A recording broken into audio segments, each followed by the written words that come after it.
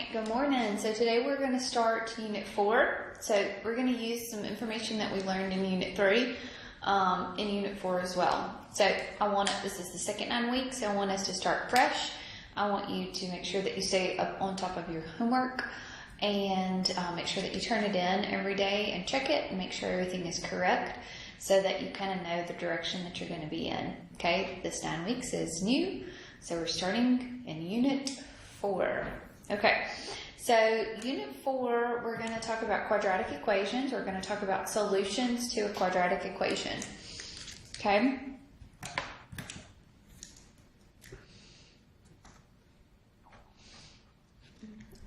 This acting funny.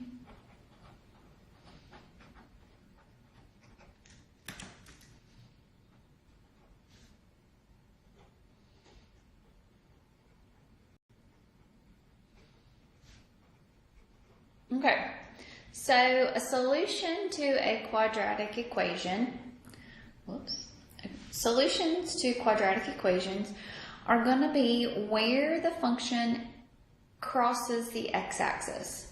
Okay, so where the function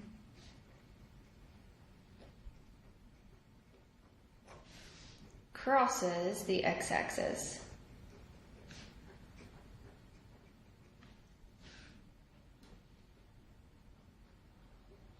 Okay, solutions are called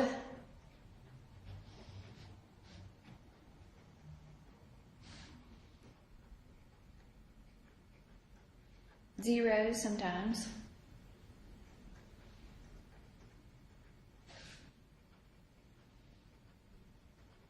zeros, roots, or x-intercepts.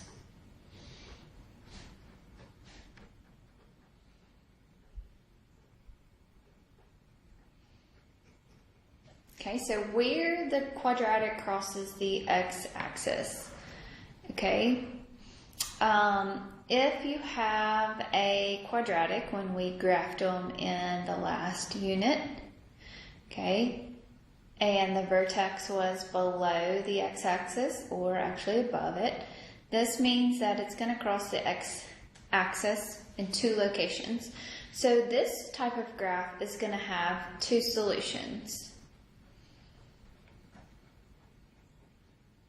Okay. One solution means that your vertex is actually going to be on the x-axis. Okay. It's still going to be a U-shaped graph. So what does that mean? When it's a U-shaped graph, then it is a quadratic of maybe like this form here. Remember that standard form. Okay. So this is going to be one solution here because it only crosses the x-axis in one place. Okay. All right. No solution means that maybe it's a quadratic, but it's either opening up and the vertex is above the x-axis, so it's never going to cross that x-axis. Okay. So this is an example of no solutions. Okay, we're going to talk a little bit about imaginary numbers later, but that's how you do that. Okay? All right. So, when you are looking at this, and when you are trying to find a solution to a quadratic equation, what you're looking for is where the function is equal to 0. Okay? Finding a solution .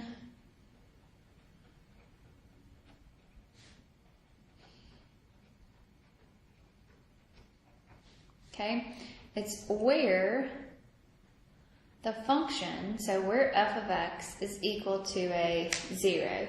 So what that means is where is your y value equal to a 0. Okay? All right, so let's look at one by graphing. So today we're going to talk about finding solutions by graphing today.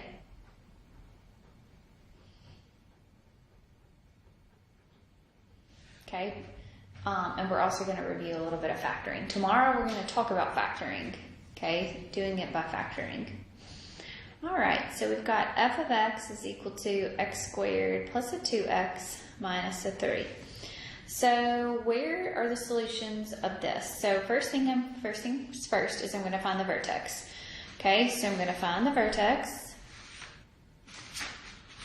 Okay, so remember this is in standard form. So my vertex is my axis of symmetry, so negative b over 2a. So negative 2 over 2 times 1. So this is going to be a negative 1. The function evaluated at negative 1. So this is going to be a negative 1 squared plus 2 times a negative 1 minus a 3. So it's 1 minus a 2, so it's going to be a negative 4. So my vertex is going to be at negative 1, negative 4. Okay, so now we're going to go to the left. So negative 2, negative 3, negative 4, 0, 1, 2. Okay, so we'll plug a negative 2 in there. Negative 2 squared is a positive 2 negative 2 squared is a positive 4 minus a 4, so it's going to be a negative 3. If I plug a negative 3 in there, negative 3 squared is a positive 9 minus a 6 minus a 3, which is a 0. Negative 4 squared is a positive 16, okay, minus an 8 minus 3, which is a positive 4. So remember, it goes the same way this way, okay? So it's negative 3, 0, and a 4. So where does this graph cross the x-axis? And I found that right here. These two values right here at negative 3 and at 1. But let's graph it so that we feel comfortable with this. So this is still everything that we did the other day. So here's my vertex, negative 1 down 1, 2, 3, 4. I've got negative 2 up to negative 3. Negative 3, we're at 0. And at negative 4, we're at 1, 2, 3, 4. At 0, we're going to be at negative 3. And at 1, we're going to be at 0. And at 2, we're going to be up at 4. So here is my graph. So it's going to cross the x-axis in those two places, at negative 3 and at positive 1. Okay?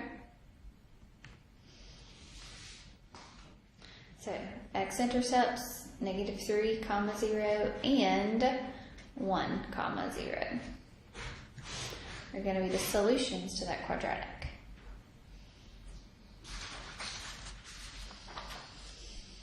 Okay? All right, do y'all do this one for me?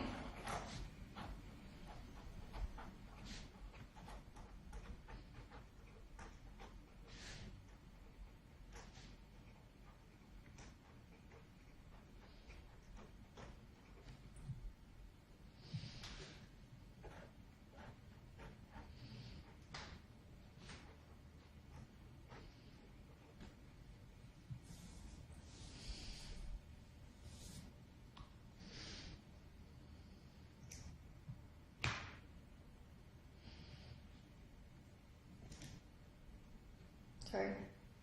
So find the solutions by graphing here. We've got f of x is equal to x squared minus a 6x plus an 8 here.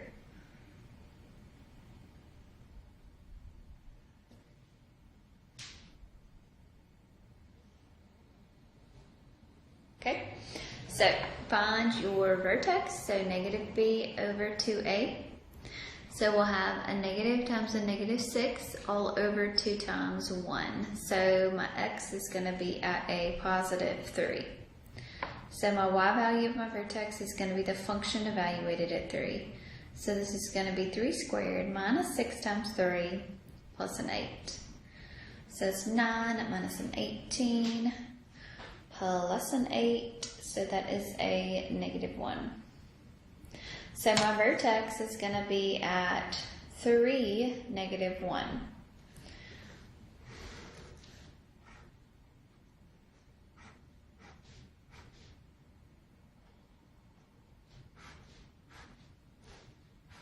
Okay, so 3, then we'll go to the left, and then we'll go to the right. Okay, if I plug a 2 in there, 2 squared minus a 6 times 2 plus an 8 is going to be at a 0. Well, there we go. There's 1.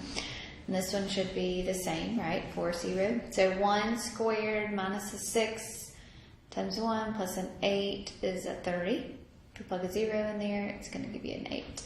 So 3 and 8.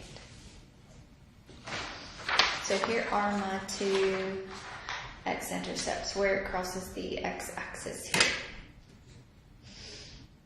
Okay, so 3 at 1, 2, 3, we're down to negative 1. At 2, we're going to be at 0. At 4, we're going to be at 0. At 1, 1, 2, 3. At 5, we're going to be at 3. At 6, 1, 2, 3, 4, 5, 6, 7, 8.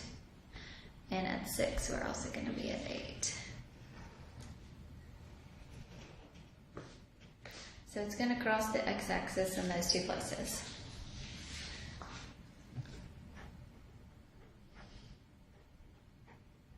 So where is the y value equal to a 0? Okay. All right. So let's do another one. See how to do this one for me.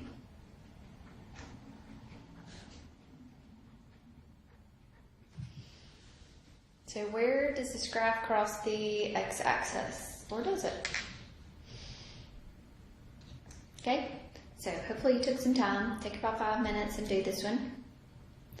Alright, so it's going to be negative b all over 2a. So negative 8 all over 2 times a negative 1. So that's going to be a positive 4. The function evaluated at 4 is going to be a negative times 4 squared plus 8 times 4 minus a 17. So that is going to be a, what, negative 16 plus a 32 minus a 17. So that's going to be at a negative 1. Okay, so my vertex here is going to be 4, negative 1. All right, let's just stop there so that you can think about this. All right, so the vertex is going to be at 4, 1, 2, 3, 4, down to negative 1. Okay, what is this negative on the outside of this quadratic mean? Which way is it opening?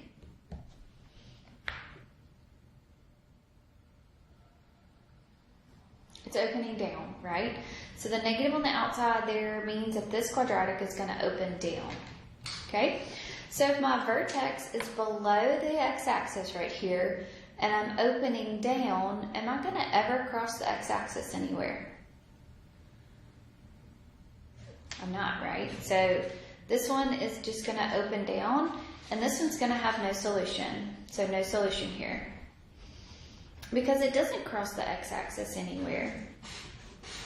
If the vertex, if the vertex would have been 4, 1 and it opened down, then I would keep going because it would cross the x-axis, right? If the vertex was above the x-axis and it opened down, then I would have to keep going through all of that. Okay? All right. So the rest of what I want to do today is just kind of review factoring. So I did not teach you factoring. Somebody else did. So I do want to just kind of brush up, review a little bit with you on what you do when you factor. Okay. So factoring.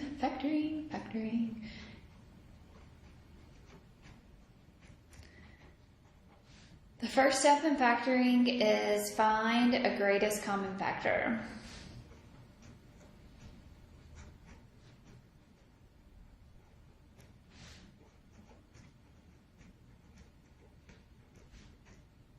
If you have a greatest common factor, you're going to factor it out. Okay? The second thing you're going to look at is how many terms.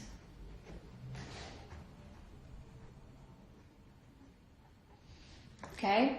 So how many terms do you have? If you have 2 terms, okay, then the first term should be a squared, the second term should be a squared, and there should be a subtraction in the middle. If this is correct, then this can factor to the conjugate. So it would be x minus y times x plus a y.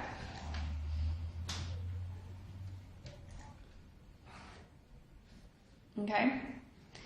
If you have 3 terms, what do? You have one that's an x squared plus a bx plus a c. You ask yourself what multiplies together to give you c and adds together to give you a b. Also, you could have a number in front of your x squared. And if that's the case, then you ask yourself what multiplies together to give you ac, and at the same time adds together to give you your middle number b. This one you're going to do some dividing. Okay, you're going to factor. Okay. This one you don't have to do any factoring. Okay. You don't have to do any dividing or anything like this. This one you actually are going to do some dividing. Okay. So let's do an example here. Let's just say that I had 2x squared minus a 15x plus an 18. Okay, here is my factors. So what I'm going to do is I'm going to say 2 times 18. So 2 times 18 gives me a 36. So I'm going to ask myself what multiplies together to give me a 36, and at the same time adds together to give me a negative 15. So what 2 numbers multiply together to give me a 36 and add together to give me a negative 15? Okay, so 9 times 4 gives me 36, right? But 9 plus a 4 gives me a 13, so that's not going to work. Okay, what about negative 12 and negative 3? So negative 12 times negative 3 multiplies together to give you a positive 36. Negative 12 plus a negative 3 adds together to give you a negative 15. Okay? So now this is going to factor to x minus these 2 terms, minus 12 and x minus a 3. Okay? Well, you multiplied in the front by 2. You took 2 and you multiplied it times 18, right? That gave you that 36. So, since you multiplied, then you're going to have to come back down here and divide each term by 2. 2 goes into 12 6 times. 2 does not go into 3, so what we do is bring that up there. If you don't have anything in front of your x squared, you don't have to divide anything. Okay?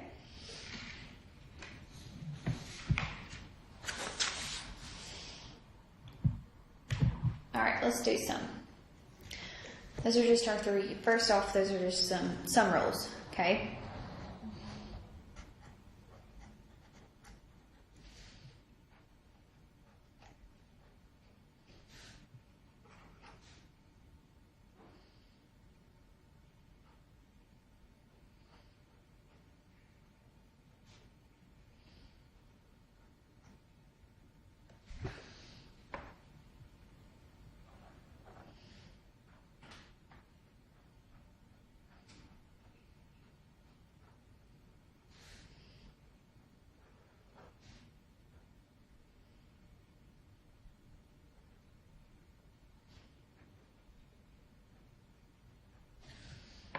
Okay, so here we have 4 questions. So factoring out the greatest common factor pretty much on that first one. So always you look at what you can factor out. So 12x minus an 18, is there a greatest common factor between 12 and 18? And there is a 6. So what I'm going to do is I'm going to take a 6 out, and I am going to divide each one of these terms by 6. And my remainder, 6 goes into 12 2 times, and 6 goes into 18 3 times. Sorry, it's a 3. So now it's multiplication. So you found your factors of 12x minus an 18. You can always multiply it back to see if it gives you what you started with. Okay? Here we've got 14x to the 6th minus 35x cubed. So take out the greatest common factor if there is one. I have a 14 and a 35, so I have a 7 in common there. I have an x in both of those, and I have 3 of them that's in common.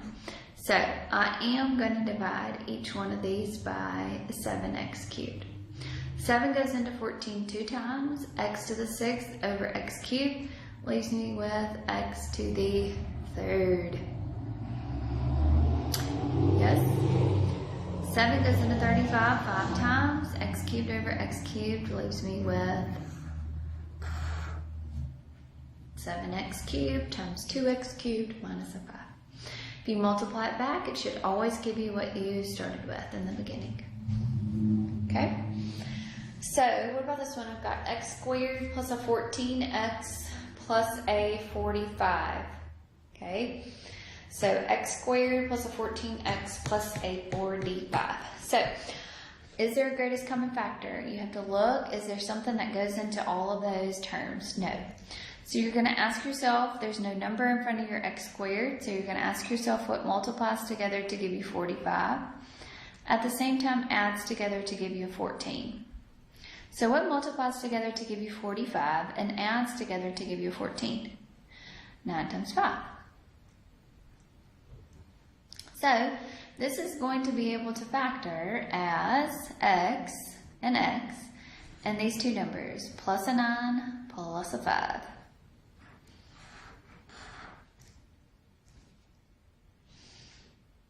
Okay, this one, is there a greatest common factor? No. So you're going to ask yourself what multiplies together to give you a negative 72 and adds together to give you a negative 1. So what multiplies together to give you a negative 72 and adds together to give you a negative 1? Negative 9 times a positive 8 and a negative 9 plus an 8. So the first term is going to have a D. One's going to be a minus a 9, and the other one's going to be a plus a 8 there. If you multiply that out, it should give you what you started with, no matter what.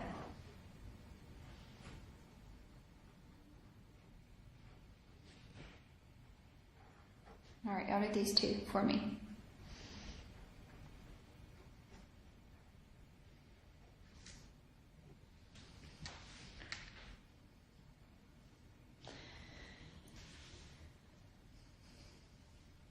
So take a minute and do these. All right, so ask yourself what multiplies together to give you a 1, at the same time adds together to give you a negative 2. So negative 1 times negative 1 gives you a positive 1, and negative 1 plus a negative 1 adds together to give you a negative 2. So this is going to be an x minus a 1 times x minus a 1, which we can write that as what? X minus 1, all of that squared. Okay, this one, is there a greatest common factor? No greatest common factor, so you're going to ask yourself what multiplies together to give you 36 and adds together to give you a positive 12. So 6 times 6 gives you a 36, 6 plus 6 gives you a 12. So x plus 6 times x plus 6, which you can also write as x plus 6, all of that squared. Okay? All right, let's do number 6, 7.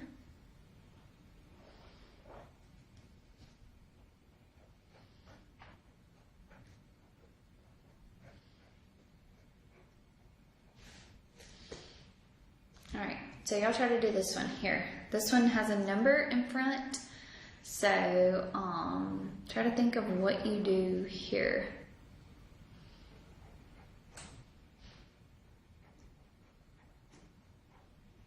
Same thing here. This one has a number in front, so think about what you would do with these. So take a minute. Okay, so we're going to take 5 and we're going to multiply it times that negative 48. So I'm going to have x squared plus a 22x minus a 240. Okay, so now it's going to be just like those other ones. You're going to ask yourself what multiplies together to give you a negative 240, and at the same time adds together to give you a 22. So, what multiplies together to give you a negative 240? So, 240 divided by 10. So, that's 24 and 10, right? There's going to be no arrangement of those numbers that can add together to give you 22. Okay, what about a 240 divided by 3? That's 80 and 30. That's still not going to be anywhere close. 240 divided by a 15. 15 and 16, that won't give you a 22. 240 divided by a 30. Oh, what about that? 30 and 8, that will have an arrangement that could give you a 22. So, 30 times an 8, but one of them needs to be a negative, okay? So, because they multiply together to be a negative. So, my 8 is going to be a negative because they add together to give you a positive 22. And 30 plus a negative 8 does give me a 22. So, these are going to factor to x plus 30 times x minus an 8. But that is not what you started out with in the very beginning. You had that 5 out in the front. So each one of these terms needs to be divided by 5. So 5 goes into 30 6 times. 5 doesn't go into 8, so I'm going to bring my 5 to the front. So you bring that one up. Okay? Alright, let's look at number 8 here. I've got 9x squared minus a 12x plus a 4. So 9x squared minus a 12x plus a 4. Can't factor out a greater common factor. So you have a number over near x squared, so you're going to say 9 times 4. So you're going to have x squared minus a 12x plus a 36. So something has to multiply together to give you a positive 36, but at the same time add together to give you a negative 12. So what's that going to be? A negative 6 times a negative 6? Because negative 6 plus a negative 6 adds together to give me a 12. So I'm going to have x minus 6 times x minus 6. But what did we do in the very beginning? We multiplied by a 9. So we're going to have to divide by 9. So this can reduce. 6 over 9 can reduce. 3 can go into both of those, so this will be 2/3. And same thing here, 3 can go into both of those, so this will be a 2/3. So now we'll bring the 3's to the front. So we'll have 3x minus a 2 times 3x minus a 2.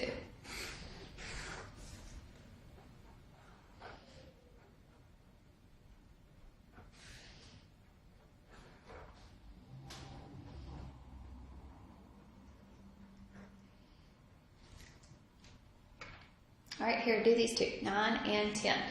I've got x squared minus an 81 and 9x squared minus a 25y squared. So, difference of two squares, there are two terms. My first term is a perfect square, that's x times x. 81 is 9 times 9. There's a minus sign in the middle, so this can factor to x minus 9 times x plus a 9. Okay? 9x squared minus a 25, 9x squared is 3x times 3x. 25y squared is 5y times 5y. There's a minus sign in the middle, so this can factor to 3x minus 5y times 3x plus a 5y.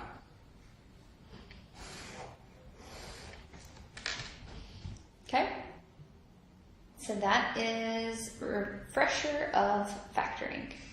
Okay?